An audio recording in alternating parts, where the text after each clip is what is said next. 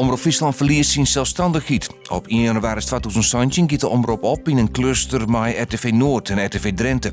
De redacties blijven wel zelfstandig. Hooronderdelen, die als techniek, personeelszaken en reclame, zullen geervoegen worden. Gevolg daarvan is dat er tientallen mensen in het noorden ontslaan worden bij de omroepen. Bij Omroep Friesland verdwijnen 15 banen. Deputaire Schrier heeft vermoorde actievierders van Gastvrij te Schelling opwacht in Haas. Hij wil haar een stiepje in de streets in de vernomen gasborings op het eiland. Het bedrijf Tulip Oil wil op schil gegas de Groen Heli. De borings werden in Den Haag bepraat in een Kamercommissie. De actievierders zijn daarbij.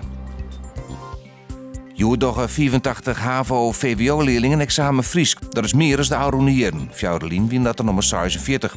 De band werd in het examen net beoordeeld op een nieuwe stavering. De meeste leerlingen joegen dat ze het examen goed te dwaan vonden. De boeien bij Top en Twelve zullen net meer dan 2 centimeter onder gaan door de gaswinning van Vermilion. Wat dat wel, dan zal het bedrijf de winning gelijk stillezen. Die tassissing wat juist jongdien op een informatiegeerkomst in het dorp. Vermilion wil van 2017 nou gas winnen uit het veld onder de beide dorpen en het daarvoor al de nedige vergunningen.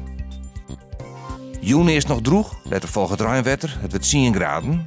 Morgen is nog bewolkt en wie het waar, ja wie de dag wordt het droeg en dan komt de zin erbij. Het wordt een gratis 14 en er zit een matige en krachtige westenwind.